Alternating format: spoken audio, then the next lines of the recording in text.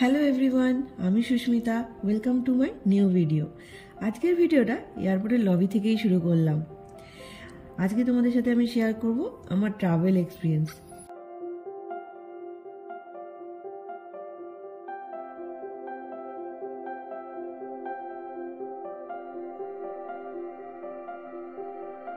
লাইফে কিছু কিছু সময় জানো তো অনেক বড় বড় ডিসিশন নিতে হয়। ঠিক সেইভাবেও আমরা ঠিক করি যে ওমান শিফট করব। এই কমফর্ট জোনটা থেকে যেন আমাদের বেরোতেই হবে। কিন্তু আমি তখন এটা ভাবিনি যে আমার জন্য এটা একটা চ্যালেঞ্জ হয়ে দাঁড়াবে। চ্যালেঞ্জ কেন বলছি? কারণ আমার ফ্লাইটে ভীষণ সমস্যা হয়, যেহেতু আমার হাইটের ফোবিয়া আছে। তার উপরে আমাকে একা ট্রাভেল করতে হচ্ছে, তাও আবার ইন্টারন্যাশনাল। কলকাতা থেকে ওমানের কোনো ডাইরেক্ট ফ্লাইট নেই। কলকাতা টু মুম্বাই বা দিল্লি একটা কানেক্টিং ফ্লাইট নিতেই হয়, তারপর সেখান থেকে মাস্কেট। আমার কলকাতা থেকে মুম্বাই হল্ট ছিল, তারপর 2.5 ঘন্টা পরে ওমান মাস্কেটের ফ্লাইট ছিল। ছোটবেলা থেকে আমরা দুজন খুবই ফ্যামিলি পার্সন, তাই এই ডিসিশনটা নেওয়া আমাদের জন্য একটু টাফই ছিল। ছোট থেকে খুব একটা বন্ধু বান্ধব তো ছিল না, ওই হাতে গোনা কয়েকটা বন্ধুই বলতে পারো খুবই কাছে। আমরা দুজনেই তাই খুবই মন খারাপ করেছিলাম একটা টাইম। কিন্তু সব থেকে মজার বিষয় কি জানো, আমার বাড়িতে সবাই এটা নিয়ে চিন্তা করছিল না যে আমি একটা অন্য কান্ট্রিতে চলে যাচ্ছি। সবার চিন্তা এটাই ছিল যে আমি একা একা কি করে ট্রাভেল করব, তাও আবার ইন্টারন্যাশনাল। আমার আগের এরকম কোনো এক্সপিরিয়েন্স নেই বললেই চলে। কিন্তু হ্যাঁ, ফ্লাইটে তো এর আগে উঠেছিলাম, কিন্তু সেটা ওর সাথে হানিমুনে যখন গেছিলাম। তখনও জানো তো এই সমস্যাটা আমার হয়েছিল, কিন্তু ওটা তো খুব শর্ট ফ্লাইট ছিল, তাই অতটা কষ্ট হয়নি।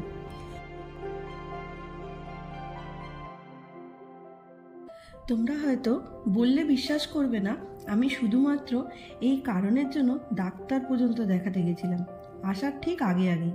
সে তো আর এক গল্প। ডাক্তারের কাছে গিয়ে বলতে না বলতেই উনি তো আমায় দেখে পুরো অবাক। তারপর দুবার জিজ্ঞেস করে কনফার্ম করলো আমি শুধুমাত্র ওনার কাছে এই ফোবিয়ার কারণেই এসেছি কিনা। তারপর আর কি, ওই একটা ওষুধ দিল, বললো এটা জিভের তলায় রেখে দিবি যখনই ফ্লাইটে উঠবি।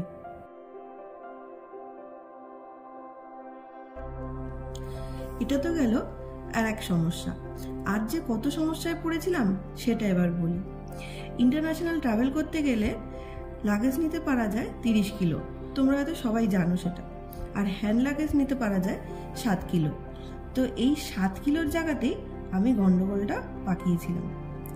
দুই বাড়ি থেকে সবার ভালোবাসার জিনিস নিতে নিতে এই 7 কিলোর জায়গাটা ছাড়িয়ে হয়ে গেছিল 11 কিলো। সত্যি কথা বলতে কি জানো তো, আমি এটা জানতাম যে এটা বেশি হয়ে গেছে, 11 কিলো ওয়েট হয়ে গেছে, কিন্তু কি করব, ওই ভেবেছিলাম কি টুক করে চলে যেতে পারবো। কিন্তু আমার যে কপাল এত ভালো না, ঠিক ধরলো আমাকে। বলছে কি জানো, আপনার 4 কিলো ওভারওয়েট আছে, আপনাকে 5,500 টাকা প্রায় পে করতে হবে। আমার তো শুনেই মাথায় হাত। তারপর আর কি দিলাম খানিকটা জুতো, কিছু জামা কাপড় কমিয়ে বাপির হাতে। কপাল ভালো ছিল আমার যে বাপি দাঁড়িয়েছিল, না হলে মনে হয় সব যেত ওই এয়ারপোর্টের ডাস্টবিনে।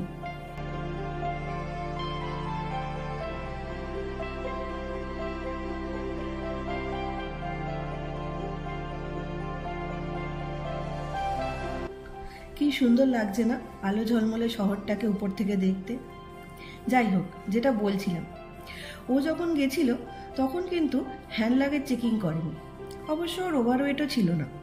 আর আমার কপালটা দেখো, পাকামি করতে গিয়ে এই বিপদে পড়লাম। মুম্বাইতে নেমেই জানো তো শরীরটা খুব খারাপ করছিল, কিন্তু তখন মাথায় এটাই ঘুরছে যে নেক্সট ফ্লাইটটা ঠিক করে ধরতে পারবো কিনা। তার মাঝে তো ইমিগ্রেশনের লম্বা প্রসেস ছিলই।